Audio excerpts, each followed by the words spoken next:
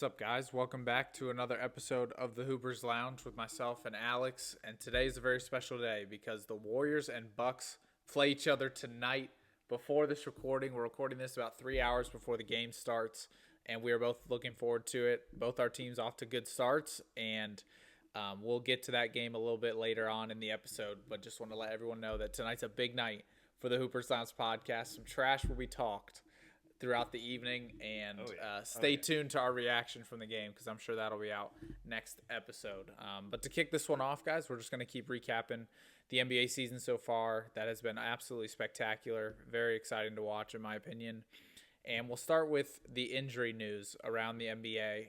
Obviously, Anthony Edwards and Luka Doncic have already been sitting out with injuries, very short-term injuries. They'll be back in a week or two, but that definitely has impacted their teams. And then some injuries that just took place recently are Anthony Davis and Trae Young. So hoping the best for those two guys. But all four of these guys right now are the best players on their team. And it'll just be interesting to see how, the coaches and players react to losing such a key contributor of their teams. Yeah, this has been an absolutely spectacular start to the NBA season, like you said. There have already been a ton of classic games, a ton of incredible individual performances. The one knock on the start of the season is the injury bug, unfortunately hitting a lot of the NBA's top stars. I mean, the Timberwolves and Lakers just played yesterday, and yes, it was a spectacular game, but a Timberwolves-Lakers game without Anthony Edwards, Luka Doncic, and LeBron James kind of lost a lot of allure. And this was a nationally televised game, by the way. Still an incredible game, featured a buzzer-beating game winner, which I'm sure we'll talk about later in the episode. But yeah, the injury bug has hit the NBA hard, and I hope this is an omen for the rest of the year. Yeah, I mean, injuries are a part of any sport, especially when guys play as hard and as physical as they've been playing. But the one that really sticks out to me is Anthony Davis, just because he's always injured, and I had really high hopes for Dallas. But hopefully it's not a long-term thing, and he's able to dominate. They've been off to a slow start, and they definitely need him healthy if they want to turn it around. So perfect segue into the game of the night last night between the Lakers and the Timberwolves, who, I mean, I stayed up watching this game. It was incredible. And this will lead me into my first hot take of the season probably. If I had a vote for MVP right now, if I had to vote today for MVP, I would vote Austin Reeves MVP. I'm not even kidding. What he's doing, even when Luka was healthy, he was putting up good numbers. And now that Luka's out, I don't think anyone expected Austin Reeves to be averaging damn near 40 points a night. And last night he had 16 assists, just dishing the rock, including a beautiful game-winning shot. Austin Reeves, outside of Steph Curry, right now is my favorite player to watch in the league. He just is so surgical when he plays basketball, and he's a walking bucket right now. Nobody can solve the 6'2" white boy from Arkansas. Nobody can guard him. It's insane. Undrafted, by the way. Yeah, it's insane. Nobody can guard him right now, and I'm interested to see what their strategy is once Luka and LeBron come back, because a guy with this talent, yeah, he's still probably the third best player on his team, but he's a damn good player. And I think Austin Reeves could be in consideration for an all-star spot this year, which is something I did not think I was going to say when the season started. Talking about MVP, I think I would still take Wemby and Giannis over Austin Reeves. But the fact that I have Austin Reeves third on my list is an absolute shock to, I think, everybody. Nobody expected that. And yeah, right now I think he's pretty much a lock for the All-Star game if he continues this pace of play. His his numbers this season thus far: 34.2 points per game, 5.6 rebounds, and 10 assists, all of which are higher than the current reigning MVP, Shai Gilgeous-Alexander. So take that for what you want it to mean. Reeves' last three games included a 50 bomb, a 40 bomb, and a buzzer-beating game winner, in that last game, the buzzer-beating game winner, he also had 16 assists. He is doing everything for the Lakers, and I would have never seen this coming from the undrafted rookie. By the way, Reeves is the third undrafted rookie in NBA history to drop 50 points in an NBA game. So, yeah, it's safe to say that he's blowing away any and all expectations that he had coming into the league.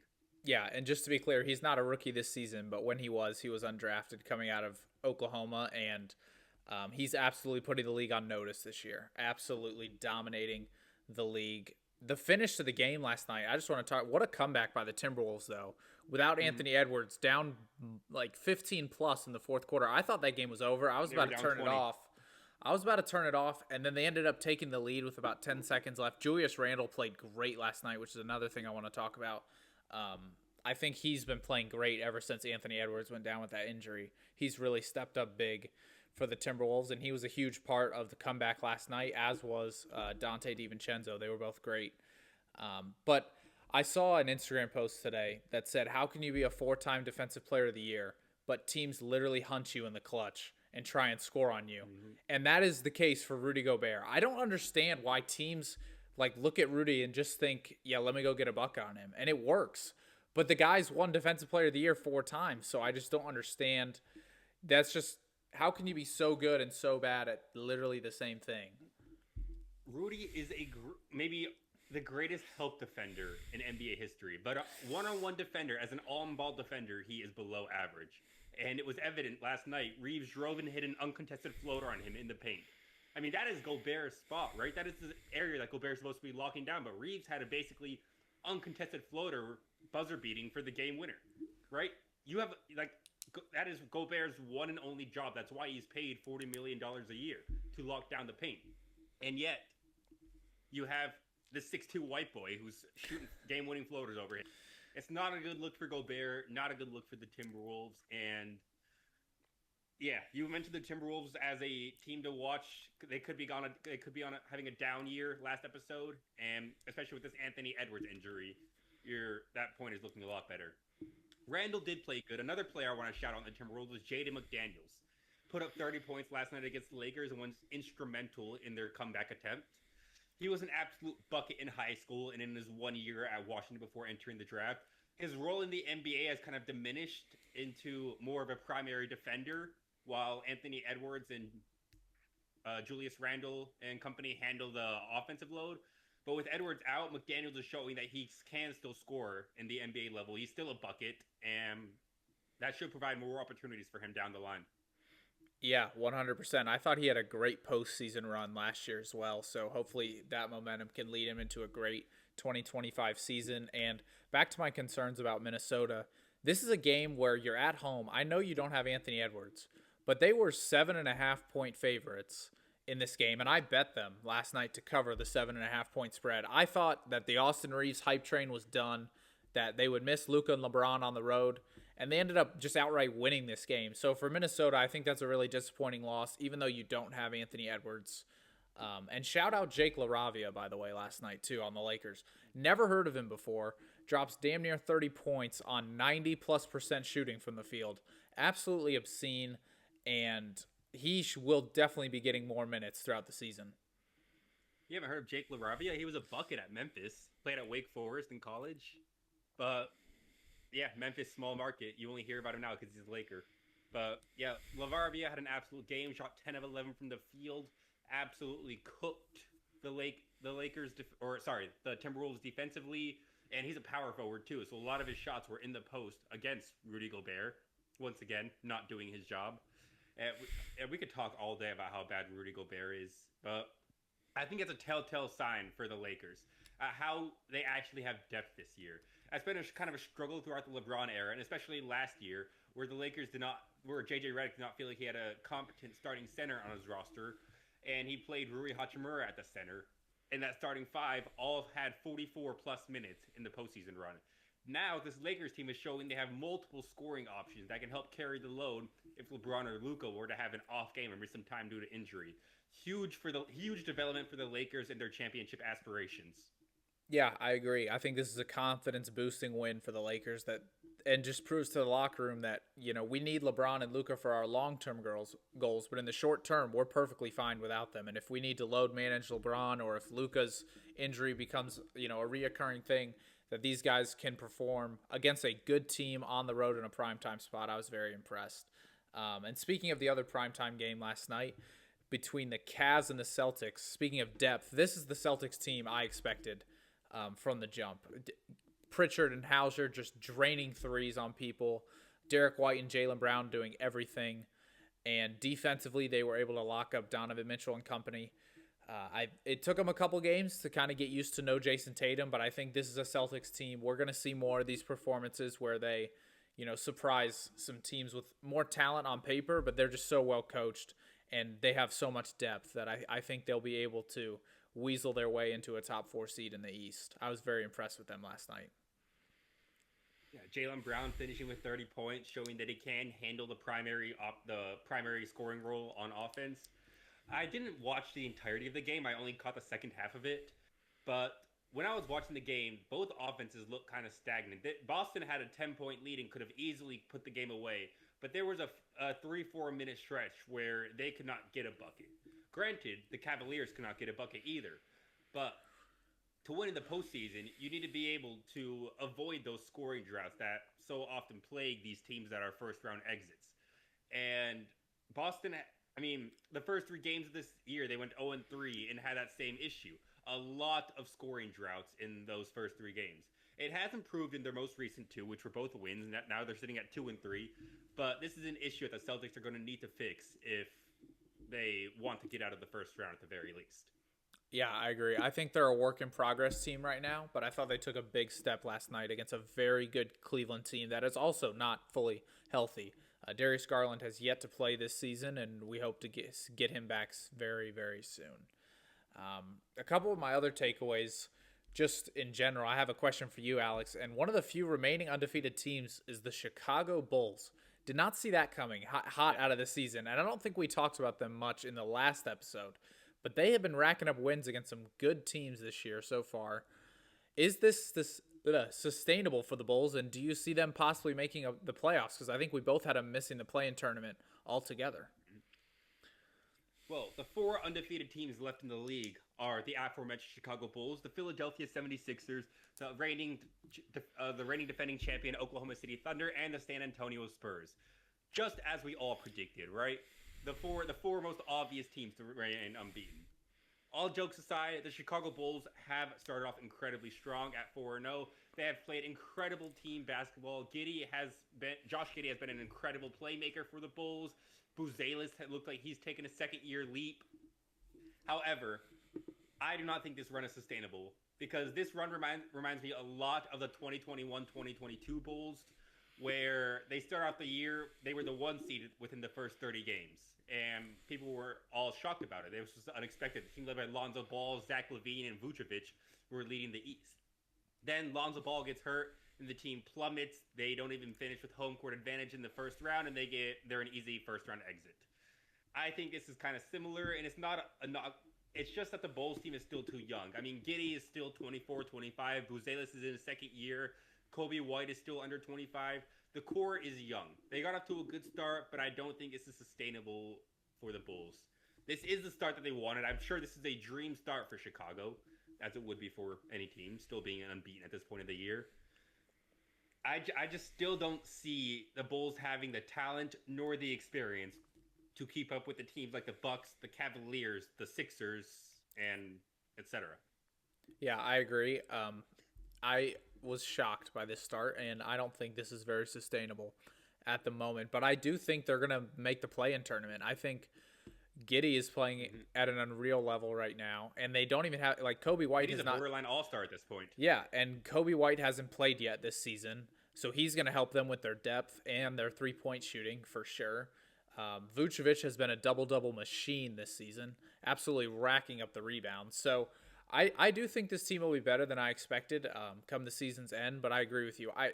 This pace of being a top 3 seed in the East, I don't think is sustainable for them because of the experience, and I just think the lack of depth and overall talent they have on this roster. But I'm very encouraged to see a basketball city and a basketball franchise as historic as the Bulls get off to a good start, because the NBA is better, in my opinion, when the Bulls are good and teams like that are good. Agreed on that.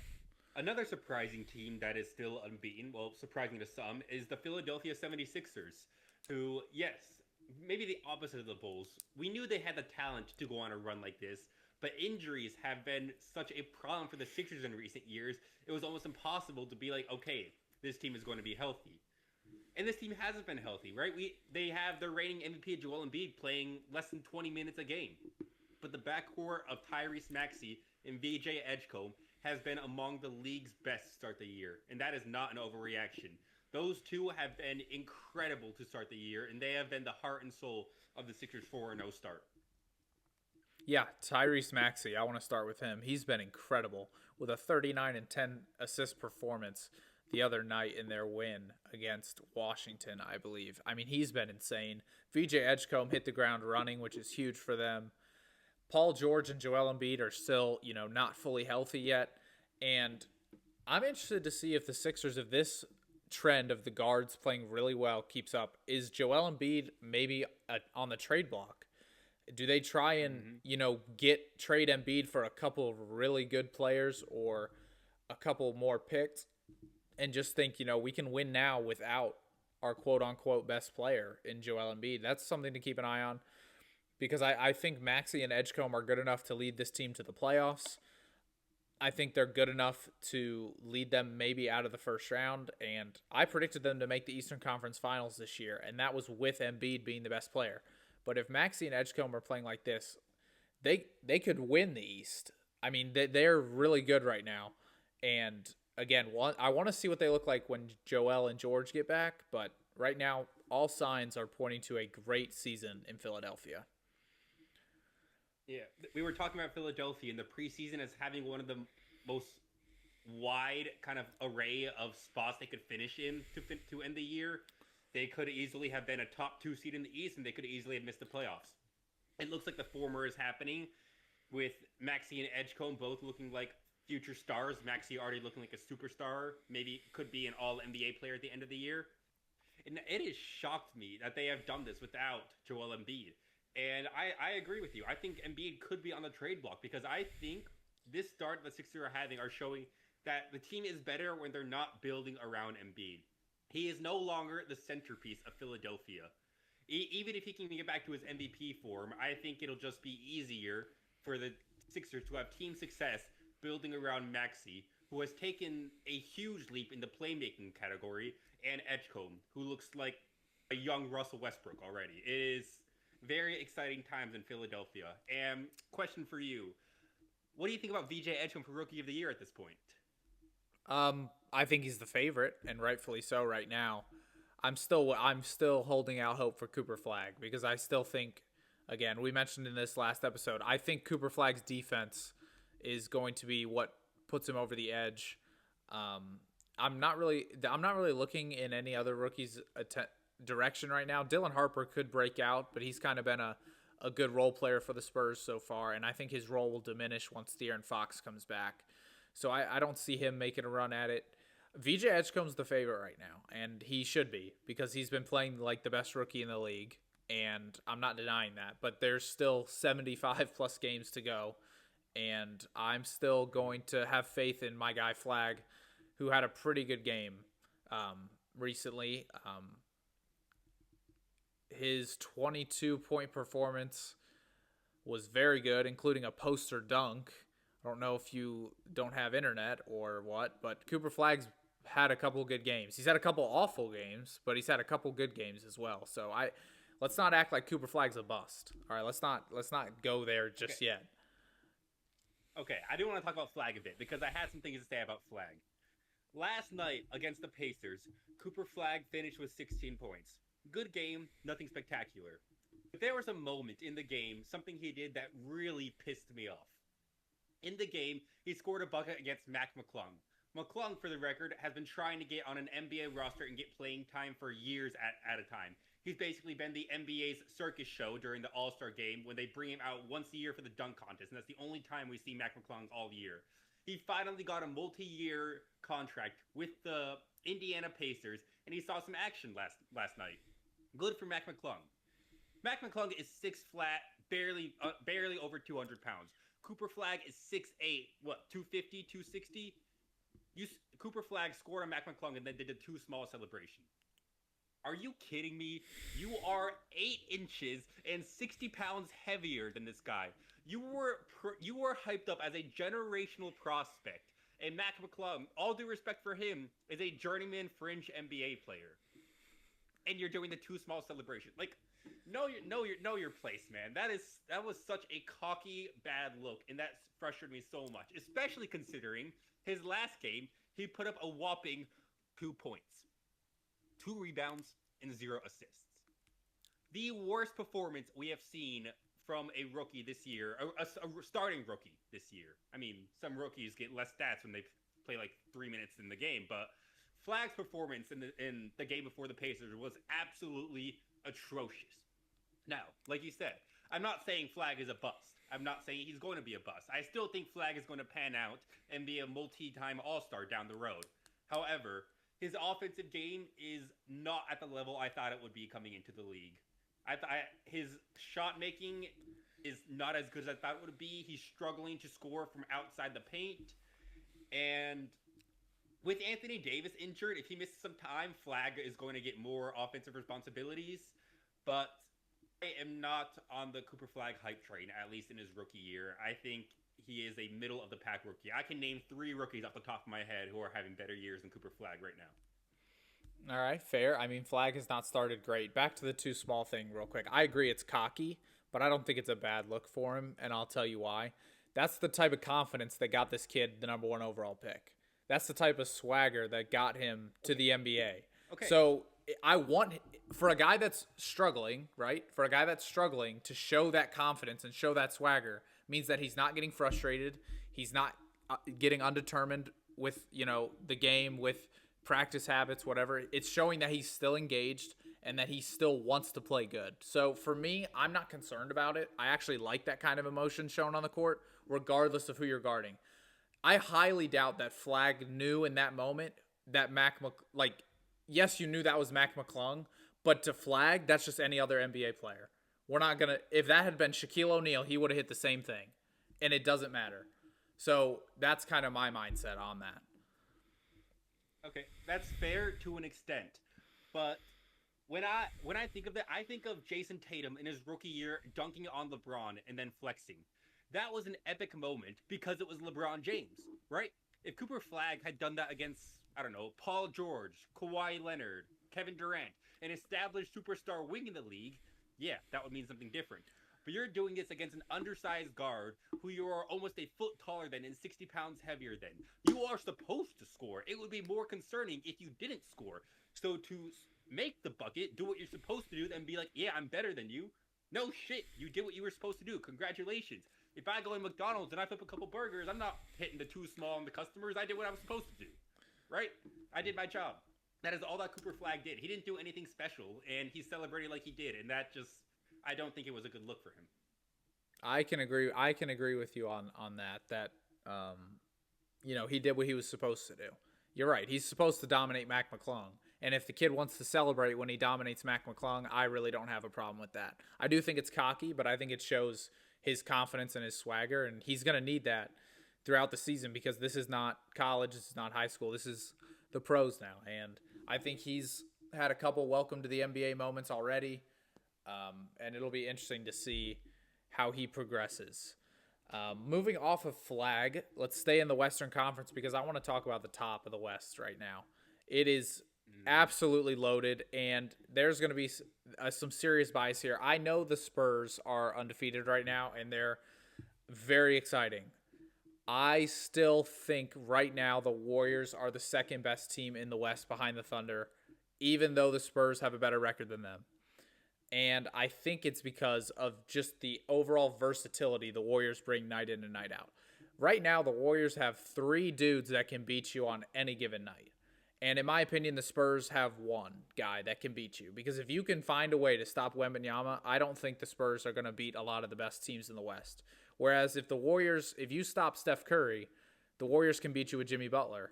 And in my opinion, if you stop both of them, Jonathan Kuminga is playing insane right now. His numbers don't look like it because they don't need him to, but the efficiency this kid is playing with is insane.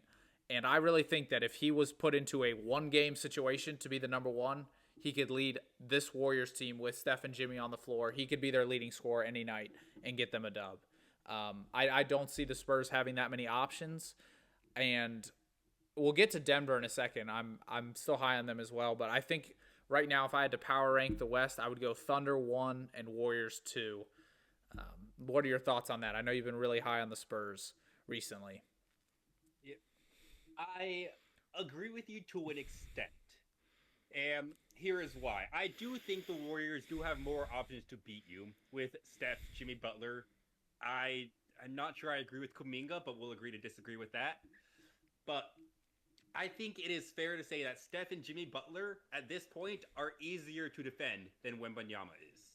Wembanyama is the most game-breaking force in the NBA.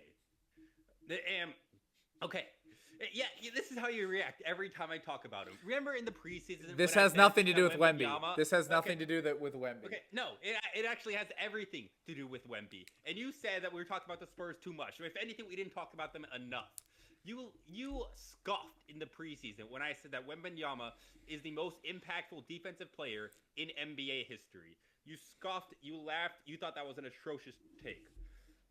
Wembanyama has had a game this year with 9 blocks, and right now he is averaging, let's see, an absurd 31 points per game, 13.8 rebounds per game, and where are the block numbers on NBA reference? These are 3.6 blocks per game. Sorry, that's his rookie year.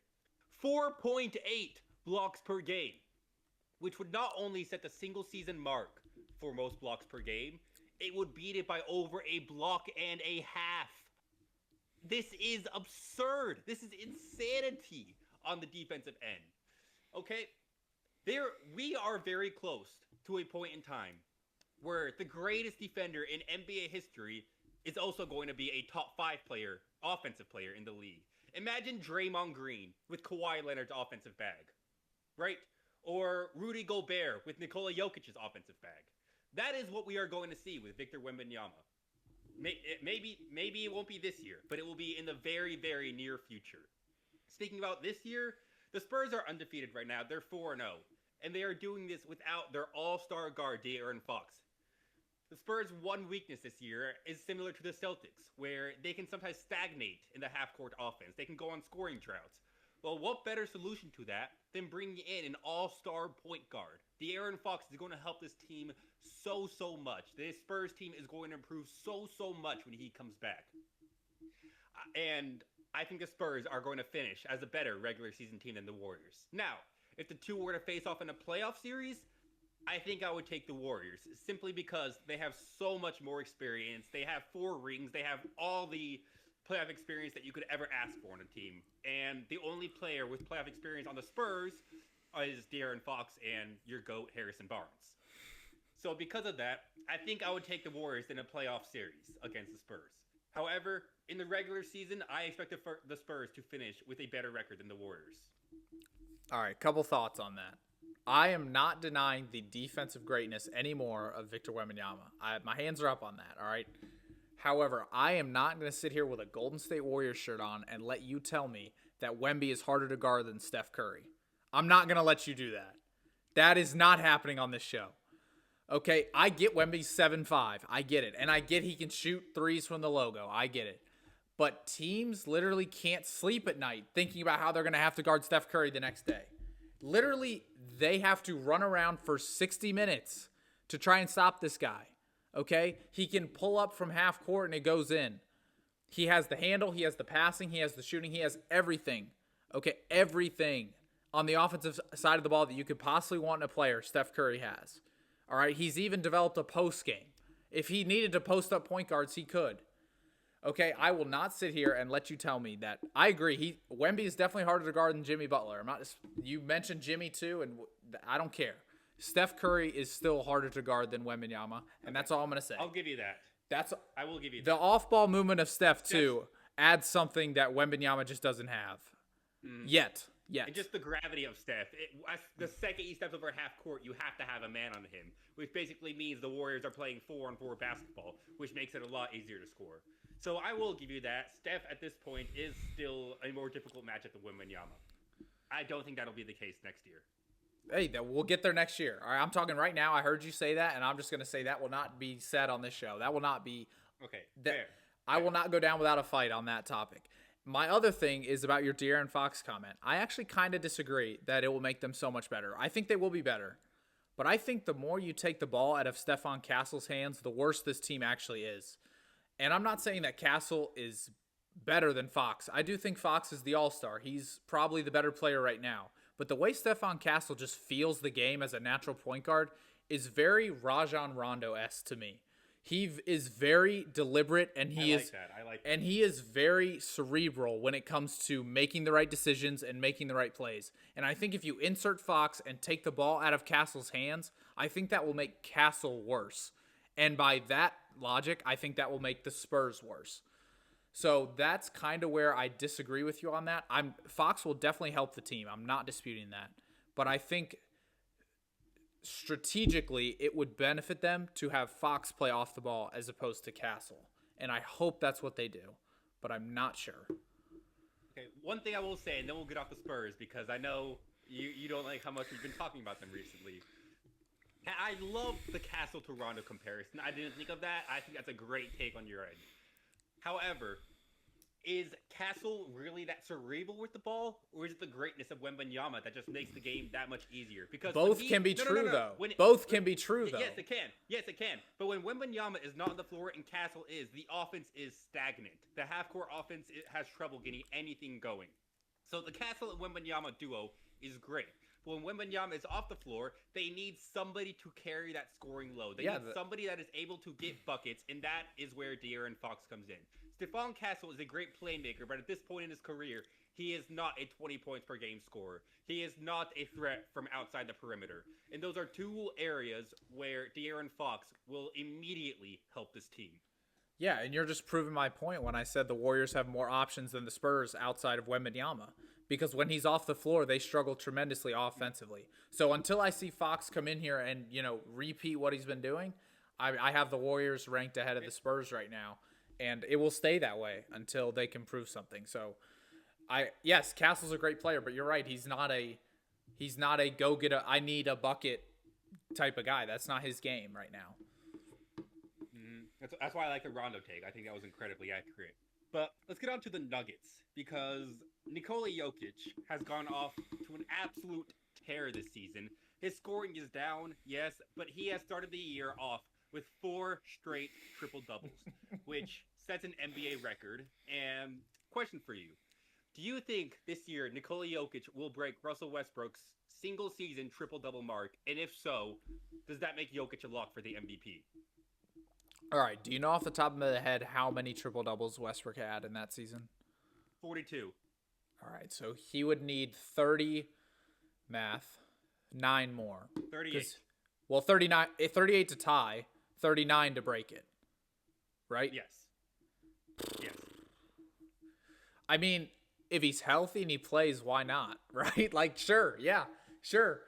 He should break it. I mean, he's on a historic tear, as I predicted. I predicted him to win the MVP. I predicted his coach to win Coach of the Year. And I predicted them to win the championship, as did Alex. I mean, this guy, again, I think last year Shea had a great season, and I don't want to take anything away from Shea. But last year was Jokic's best season of his career. And we just somehow forgot about that because of how good the Thunder were. And now he's coming back, and he hasn't had a game where he hasn't had a triple-double. He's 4 for 4. I don't understand how anyone else in the league could win MVP other than Nikola Jokic when he doesn't play with another all-star. Jamal Murray should have been an all-star by now, but the voters have told us that he's not an all-star. And yet they don't vote Jokic for the MVP every year. It makes no sense to me. He's on a team where he's literally the only all-star according to the voters, and yet they still don't vote him for MVP. If and maybe when Jokic breaks the record, yes, he's a shoo-in for the MVP. You could give him the MVP at Christmas, and I think no one would complain about that. Like, I genuinely think he is the most impactful team around, like, or most impactful player based on what his team needs. I think a close second would be Giannis, but Jokic is just an absurdly productive player, and that's kind of where I'm at in the MVP race. Yes, if he keeps this pace up and he breaks Westbrook's record, I don't think the race will, frankly, be close. Right now, my top 4 MVP is 1 Wemby, 2 Giannis, 3 and 4 Austin Reeves and Nikola Jokic. You can switch them how you want. First of all, Austin Reeves being mentioned with those 3 names, very strange. Second of all, I just want to say, when I use that argument of Nikola Jokic carrying his team without an All-Star as a reason to put him on my Mount Rushmore, you said that wasn't valid. So just want to point that out of the way. Third of all, just gotta But say that. Just gotta get that out of the way. we're comparing him to different players. Okay. We're comparing him to Yeah, Bill I know. Russell. Now we're comparing him to Victor Wembanyama. There's a big difference. There's a big difference. Is there? Six Okay, rings. confess. 6 rings. Big difference. Huge. Okay. Third of all, Nikola Jokic's most recent triple-double, which him against the Pelicans, he completed that in 3 quarters. And as incredible as this is, that leads me to my issue on why I did not pick Jokic to win MVP. It is because I don't think he is going to get enough playing time for his stats to improve. For a player to win multiple MVPs, they don't just have to be the best player in the league. They typically have to have their best season. Jokic's competition is going to be against himself. And if his scoring numbers are going down from his 3 MVPs, if his assist and rebounding numbers are lower, then I just don't think the award is going to be set up for him to win. And with the Nuggets looking really good to start the year, Jokic only played 28 minutes yesterday, and Jonas Valanciunas looking like a very viable backup center off the bench. I think the Nuggets are going to focus primarily on keeping Jokic healthy and rested for the playoff run that they expect to have. And I don't think regular season awards are much of a priority for Jokic at this point. Last thing I want to say, I think the last 3 years NBA voters have gotten the MVP incorrect. 2023, Embiid won it. I think it should have been Jokic. 2024, Jokic won it. I think it should have been Luka. 2025, Shea won it, and I think it once again should have been Jokic. So take that for what you want it to mean, but I don't know. I'm just not a fan of how the NBA MVP award has been voted on recently. Yeah, this agreed there, and this is not the last time you will hear us complain about voters in the NBA when it comes to anything.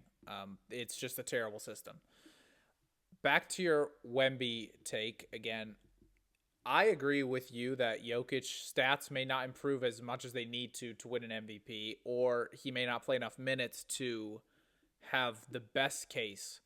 But my argument against maybe a Wembanyama or a Giannis or even a Luka, are they going to win enough games to be considered? Because the MVP award normally goes to a player on the best team in their conference, if not a top 2 or 3 seed. I know you're very high on the Spurs, but do you see the Spurs winning more games than Denver this year to give him that leg up on Jokic? I do expect the Nuggets to still get the 2 seed. I think the Spurs, I think they're now going to get the 3 seed, which is higher than what I had them in preseason. I think the Spurs are going to finish with the number 3 seed in the Western Conference. And I do think if Jokic doesn't put up career high numbers in every stat category, that the narrative is set up for Wembanyama to take home the award this year if he can maintain his level of play. Like, okay, I'm not saying that Wembanyama is better than Jokic this year. If Jokic averages a triple-double, I think he's still by far and away the best player in the league. But if we were giving the MVP award to the best player in the league, LeBron James would have had 6 or 7 of them throughout the 2010s, right? But that's not the case. It's instead based on narrative. And LeBron's biggest competition in MVP awards was usually himself. It's hard to give a player a repeat MVP when he himself is not having a career best year. So that's what I said preseason, that I don't think Jokic is going to get enough minutes to increase his statistical productivity. And 4 games into the season, I think that is looking more and more like the case. Interesting. I think if the Spurs get a top 3 seed, Wembanyama will definitely win the MVP this year. I think that. I just don't think they're going to get a top 3 seed. But I do think that if they are a top 3 seed with a similar record to OKC and Denver, I think Wembanyama is definitely making question the ballot. for you then. We have seen precedent with 6 seeds winning MVP. I mean, Russ won it when he averaged a triple-double, and Jokic's first MVP came when he was a 6 seed. Assuming you have the Spurs making the playoffs and avoiding the play-in tournament, do you think that'll be enough for Wemby to win it? No. Probably not. No, you think he has to have a top 3 seed? Top 4 seed, yeah, I think. Okay. I think just based on the recent history, and I'm talking like the last few years, yeah, I think he's got to be a top 4 seed in the West, or he has to quite literally put up the greatest stat line of all time throughout an entire season. which again he very well could, especially with his blocks. But again, Yeah, when we're seeing a player. We see you average 30 points per game in almost 5 blocks a game. That yeah, would be right up there among the greatest stat lines of all time. and again when Fox comes back, how much will that eat into Wemby's offensive production? We don't know. Hopefully not too much because again, Wembanyama is the centerpiece of that team. But who knows what Fox could come in and average 25 points and Wemby's averages come down to 25, 26 points a night, and that could hurt him as well. So again, I just hope that people better not use the Wemby has no one around him argument when people have been saying the Nuggets are a lottery team without Jokic for the last 5 years. That better not be the argument to give the award to Wemby this year. I really hope that's not where people go for that because Jokic has the same amount of talent around him as Wembanyama does, in my opinion. Agreed. You could even make the case that Wemby arguably has more proven talent just because De'Aaron Fox has an All-Star appearance on his roster. So I agree with you on that. I hope that's not why Wemby is given the MVP. I hope it is given because of his statistical prowess and or the Spurs' success in the loaded Western Conference. Agreed with that. One team I want to mention that is outperforming my expectations and definitely outperforming your expectations and is admired in controversy surrounding their coach is the Portland Trailblazers, who lost their head coach in Chauncey Billups due to that whole gambling scandal. But under their interim head coach, Thiago Splitter, have quietly gotten off to a 3-2 start and are tied for the third best record in the Western Conference. Max, you had them as the worst team in the West. So I want to get your takes on that. That's right. Do you still think Portland is the worst team? No. And I'm going to assume the answer is no. So follow-up question. Do you think this Portland Trailblazers team is a play-in team? I mean, right now, yeah, they have handed the Warriors their only loss of the year, so I'll give them that. Drew Holiday is looking like one of the best offseason signings in the league, which I did not see that coming. And yes, Portland is not the worst team in the West. That was definitely incorrect. I think Utah may take that from them, if not Phoenix. But Phoenix, again, another team dealing with injuries. Dylan Brooks and Jalen Green didn't play last night, so it'll be interesting to see how they turn it around. But no, I think Portland is going to be 3-2, right around 500. I expect them to be like that the entire season. They're going to win some games that they're not supposed to win, and they're going to lose some games they're not supposed to lose. I think that's going to be a theme for them all season. They're going to be very competitive. They may rally around each other with the loss of their head coach. I have no idea what a mental toll that takes on the players. Just like you training all off season for Chauncey Billups, wanting to play for this guy, and then one game into the year finding out he's, doing illegal poker scandals with the mafia. I don't know what type of toll that takes on players. So it'll be interesting to see how they react to that throughout the season. Even if they make the play-in, I don't think they have enough talent to beat some of the other teams that they would find themselves in the play-in with. But yeah, they're going to be competitive. They're going to be around 500. If they were in the East, they'd probably be a top 8 seed in the East. But the problem is they play in the West, and I think I can still name 8 to 10 teams better than them in the West right now. But yes, they're better than I expected, and I think they're going to remain competitive throughout the season. Agreed. Portland doesn't have the talent nor the experience to beat the top teams in the West in a playoff series, nor, I think, in a one-game play-in battle. But considering that I had them as a fringe 10 seed, and you had them as the bottom of the barrel in the Western Conference, I think the Blazers are very happy with their start to the year, considering all the off-the-court drama they've also had to endure. Any other takes or teams you want to mention or shout out before we get into our final segment? There was one team that I kind of mentioned this last episode, but it has gotten worse since we last talked about them, and a team that I am extremely concerned with, and it's the Orlando Magic. Yeah. Their big three is really good, but what happened to their defense? They can't stop anybody right now. Their vaunted defense that helped them so much last year has just disappeared. Again, very similar to some other teams in the league that everyone can score now. I get it, but the Magic, their calling card last year was defense and getting to the basket on offense. Right now, Paolo Banchero has not taken the leap we expected. Franz Wagner and Desmond Bane, they're playing good, but defensively they've been terrible. They play again tonight against the Hornets. This feels like a must-win for Orlando, and yet I think the Hornets have been better than them this year. So I really have no, like, they're on the road in Charlotte tonight. I have no idea what to expect from that game. And Orlando right now is 1-4. They lose tonight to Charlotte. They're 1-5 after having one of the biggest offseason moves in trading for Desmond Bain.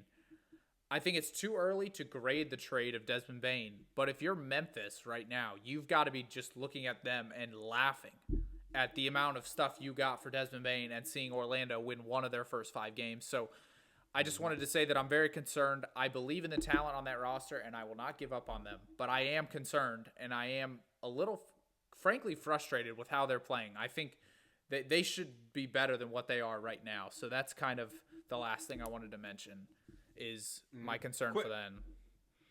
Quick shout out to the Hornets, who have been one of the most exciting teams to watch early in the year. I don't think they're going to be a playoff team, but they are an exciting team to watch. I had the Orlando Magic making the Eastern Conference Finals, and wow, I am not liking that take very much at all.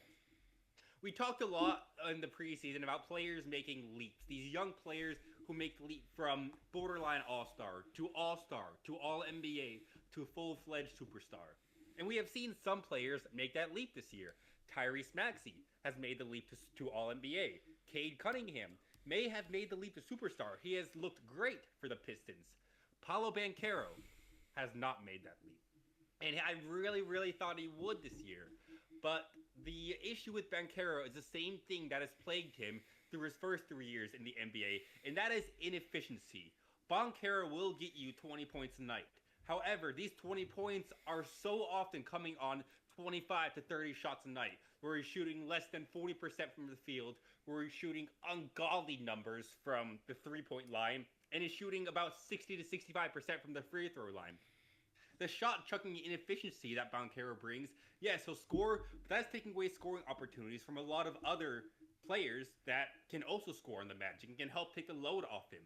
I think he needs to learn to pass the ball up more, to trust his other teammates. Franz Wagner has arguably been the Magic's best player to start the year. He can score, and I think he should be the primary option right now, while Banchero gets his legs under him.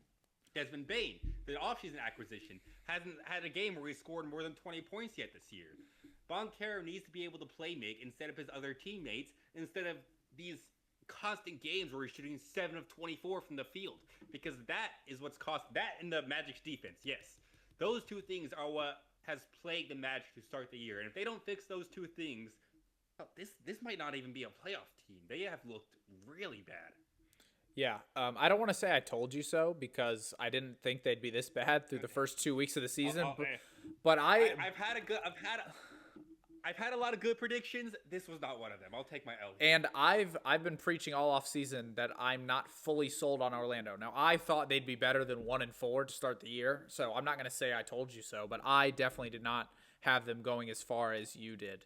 So it'll be interesting to see how they turn it around. Again, that talent is too good to miss the playoffs. I think, especially in the East, they're going to be all right, but they got to figure it out, and I think they will. And again, that big three, I don't know how long it will last. Franz may be on the move. Keep an eye on that. I think he's the odd man out. You're not going to trade Bain. I hope they don't trade Franz. Franz is good, man. Franz is the best player in these first 5 games of the year. I think he is a great second option for essentially any team in the league. I think he could very well be the primary scoring option when Banchero's off. He is so good. Yeah, I don't think you trade the guy you just traded for in Bain, and I don't think you can sell to the fans trading your best player in Paolo Banchero. So who does that leave as your only really tradable piece? Franz Wagner. So Jalen Suggs might be in there. Oh, yeah. I mean, again, yes, he could be, but I think Suggs, again, they need defense. That's what Suggs does. So I think you may look in the mirror and say we might have enough offense with Bain and Banchero, and we need more defense. I don't know. Again, they're a puzzle to me right now. I cannot figure them out for some reason. Because if Banchero doesn't score efficiently, then yeah, their offense is a weakness too. And then what do? You trade Franz Wagner, your offense gets significantly worse, and you're reliant on essentially 2 players to carry the load. You trade Suggs, your already shit defense gets even shittier. And it's just a very, very strange and unexpected situation for the Magic at this point in the year. It kind of, I just had this thought, by the way. It kind of reminds me of when Monte Ellis was on the Warriors and then they decided to draft Steph Curry and you couldn't have, Oh, and, Monta Ellis and, Warriors. you couldn't have both of them run the offense. So they decided to ship out Monte Ellis and keep Steph. That's kind of like, I envision like Paolo and Franz kind of do a lot of the same things. Whereas back in the day, Monte Ellis and a young Steph Curry did a lot of the same things. And the Warriors chose Steph. I think Orlando is going to be forced to choose between Franz and Paolo. And I don't know how you explain to the fan base, we're going to take Franz over Paolo. I don't know how you do that. I don't know how you sit up there and say that to your fan base. Agreed. And so I think that's kind of the route they're just being forced into because Franz and Paolo just do so many of the same things that they're hard to coexist. That's kind of been my harp on them. So that was the last thing I wanted to touch on before we wrap up here. All right, yeah, then that's perfect. Transition to our closing segment where we are introducing something new. We're going to test Max a little bit in higher or lower of NBA players' career point totals. I have 10 players, and I'm going to list them off one by one, and Max is going to guess whether the ensuing player has a higher or lower career points total than the previous player. Now, I don't know if I explained that pretty well. I probably explained that pretty awfully, but I think you get the gist.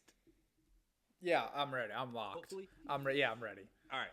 So we'll start with an easy one, just to hopefully get the viewers an understanding what's going on. We'll start off with Dwayne Wade, who has 23,165 points in his career. Does Damian Lillard have more or less points than that? Career points, right? Career points, yes. Yeah, less. I'm gonna go less. Less is correct. Damian Lillard has 22,598 points. One for one. Way closer than I thought. Way closer than I thought.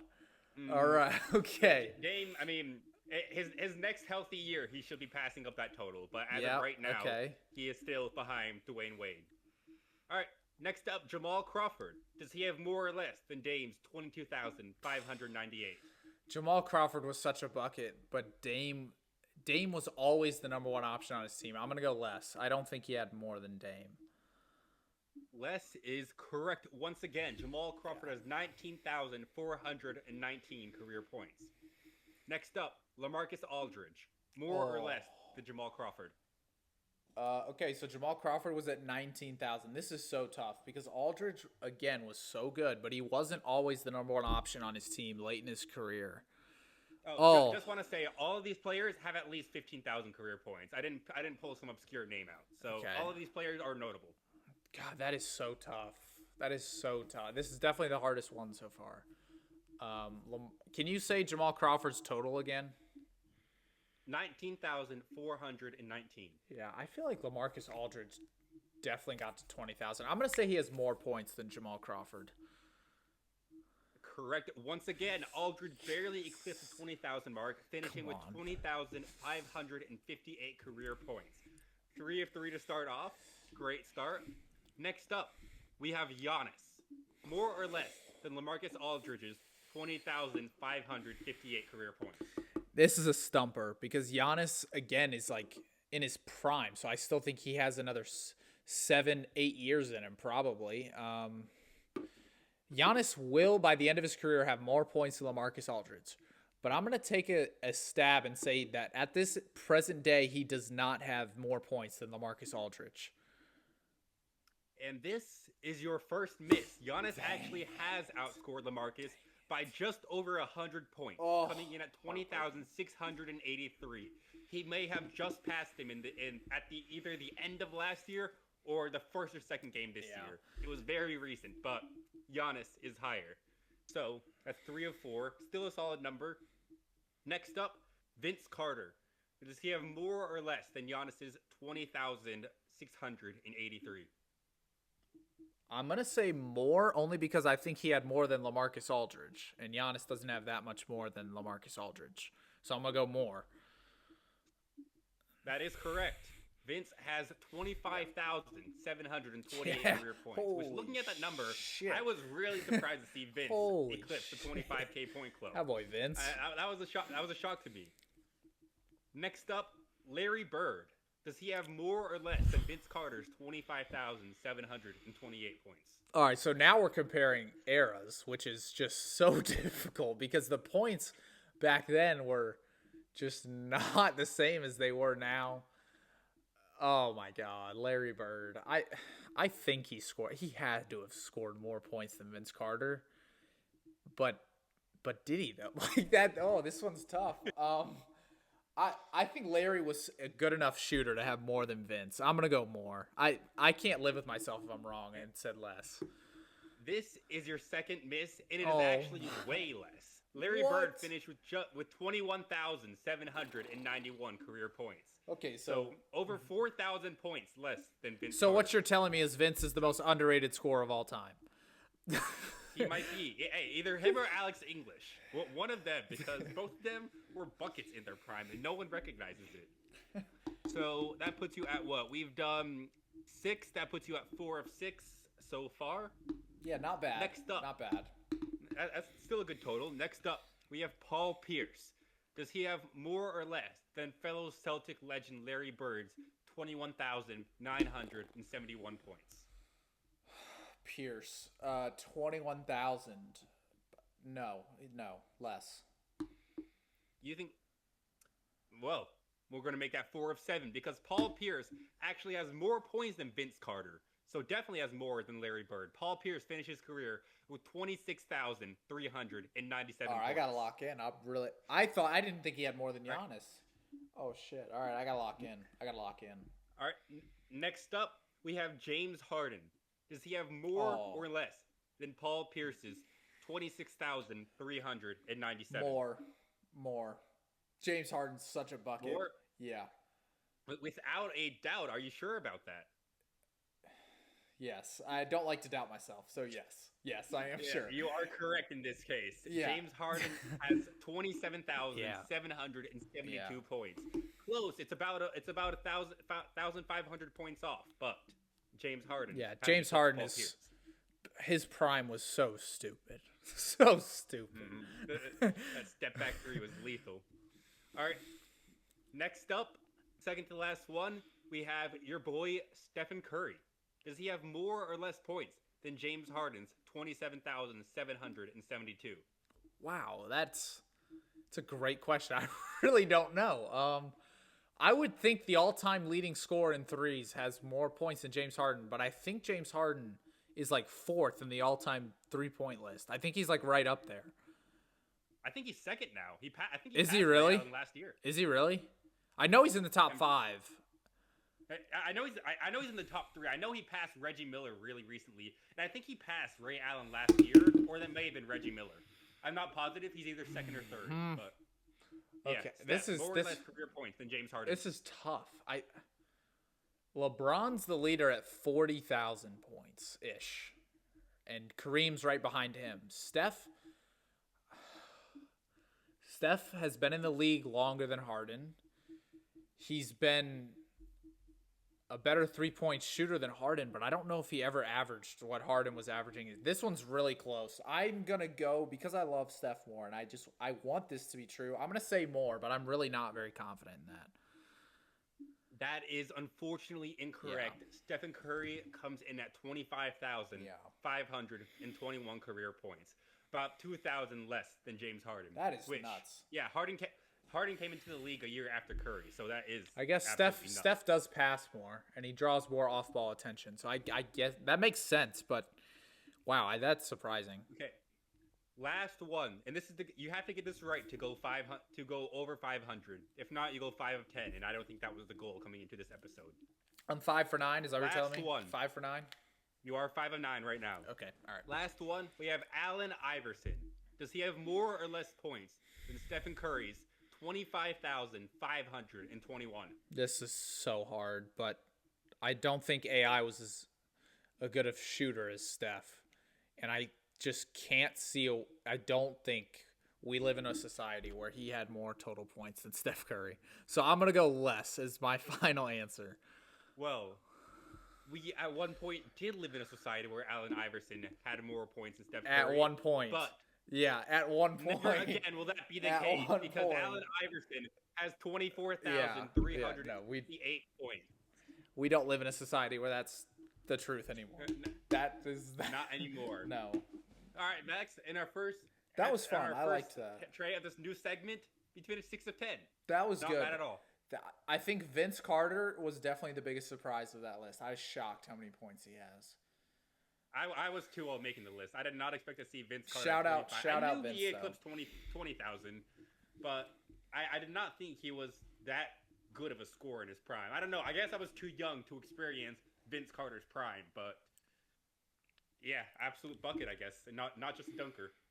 Yeah, no, that was fun. I enjoyed that. That was a good list, and I think I did pretty well, pretty solid. 6 of 10. That's above average. That's what, D's get degrees. That's what they say. Yeah, I do think on this show they do. But yeah, with that being said, we're gonna wrap it up there, guys. Tonight, Bucks Warriors, absolute barn burner between two one-loss teams. I believe that game is in Milwaukee tonight, so a little home court advantage. 8 o'clock on NBA TV. It will be nationally televised.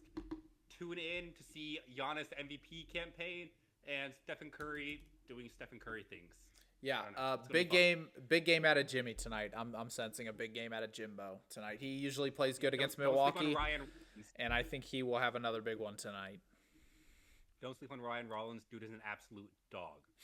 Yeah, the Bucks look good, and I think the Bucks could be in the market for a trade, maybe to keep Giannis happy and pursue another championship. Who knows? But that is going to wrap it up for the Hoopers Lounge tonight, guys. Thank you guys so much for watching. We'll catch you all next week. Peace out. Peace.